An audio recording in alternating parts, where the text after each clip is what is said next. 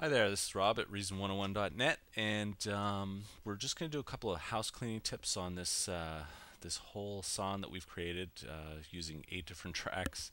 I know it's a little minimal, but this is pretty much all we had the time to do. Otherwise, it would be a 35-hour course on how to do a song. But anyway, just a couple of house cleaning tips. What you can do with your song is you can right-click on the mixer and create a reverb. And what this is going to do, it's going to create a reverb as a send over here. And this can be your overall reverb that you're going to use to kind of glue all the tracks together. What I'm going to do is I'm going to take an arena. I'm going to bring the size down a little bit. I don't want it to be too big. I'm going to bring the decay down a little bit. I'm going to put the high frequency dampener up, high EQ up a little bit, and I'm going to start playing through my track. And then as I'm playing, I'm going to move the send, the number one send on all the tracks up a little so we can hear what it sounds like as we're playing it. So let's stop everything. Let's play it. Pad doesn't need a lot of reverb because it's already got some reverb applied, so we'll just add a little teeny tiny bit. As the parts come in, you can just add your reverb.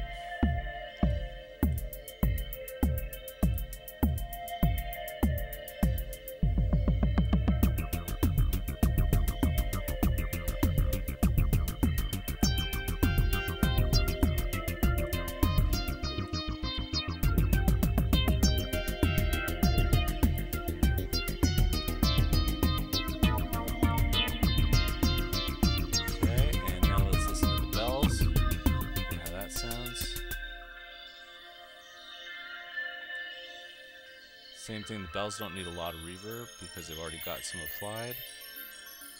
So just a teeny tiny bit. And then we've got our song. The other thing is we can select the hardware interface, right click, and we will create a, where is it, M-Class Mastering Suite. And I'm going to select, you can kind of go through some of these. Dance one's pretty good. It's a general purpose mix. And you can use this as a starting point and then just modulate or change your parameters as you see fit. Right now I'll just leave it on a hip hop. I'll listen to it bypassed.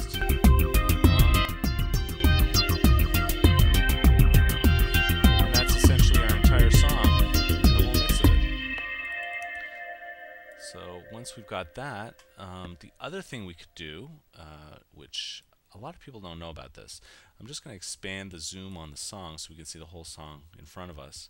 And it's nice to have the pattern automation, but if you hit F8, you can't really play around with the notes because it's all pattern details. So there's a very easy way to get around this. Since we've labeled all of our tracks that have the notes or the pattern automation as sequence, we can select all of our sequence tracks by holding the shift key down or the control key down, and we can select all the sequencer tracks. Lead A sequencer, lead B sequencer, lead C sequencer, pad sequencer, bell sequencer, and we can take all of these tracks, right click, and select convert pattern automation to notes, and this will convert everything into notes so that if you open up the kick, for example, you can see our 4 to the floor pattern here, you can see our roll being created here, and you can see the other pattern created here. So this is a really nice way to take all this pattern automation and put it onto note lanes on all of the matrix sequencers. Now on the matrix sequencer, it's not really going to do you much good. So once you've done this, you're going to want to select the entire lane and just move it up and hold down your shift key so that it doesn't move it left or right when you move the mouse cursor, and just drop it onto the kick drum lane here, and do the same for all these lanes. You can move them up. I didn't do that right, so just take that, move it, hold the shift key down, make sure it doesn't go anywhere, and drop it. So you can drop them all in their lanes, and then you've got your pattern automation in there as well. And that's just a nice little handy way. Now if you select the clip and you hit F8, you can play around with the notes by quantizing, transposing, adjusting velocities, note lengths, legato adjustments, all this stuff you can now do to these note lanes very easily. And that really took, all of 10 seconds to do. So that's a nice little idea for you. I'm just going to undo that. If you do that, what I would suggest is you save a copy with the pattern automation the way it is, and then you convert everything to note lanes, and then you save it as a different copy so that you've got both copies saved off. And that's also another really important thing to do. Always save your work.